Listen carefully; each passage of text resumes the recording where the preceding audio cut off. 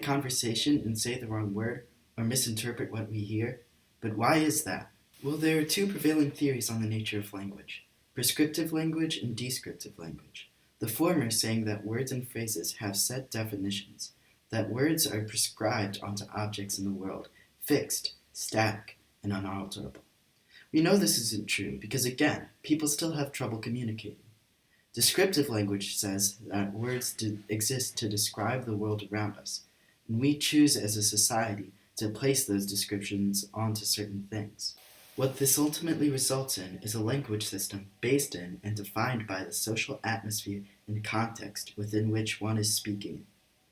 The philosopher Wittgenstein called this phenomenon a language game, or phrase regiment, denoting the multiplicity of communities of meaning, the innumerable and incommensurable separate systems in which meanings are produced and rules for their circulation are created.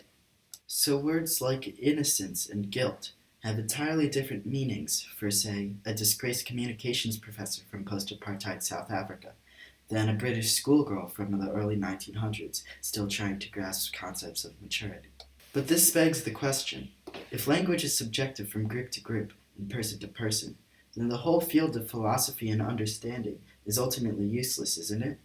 And physics and history and psychology and any subject that seeks to understand objective truths about our universe and about ourselves, that uses language to convey those truths, are unreliable and ought to not be applied anywhere but beyond its own scope of language game rules. Well, is this really true?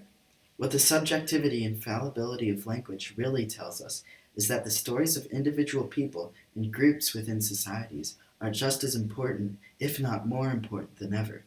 There may not be an overarching narrative of the world, but that doesn't mean our own narratives are any less important after the fact. That's right, I heard the story over and over again.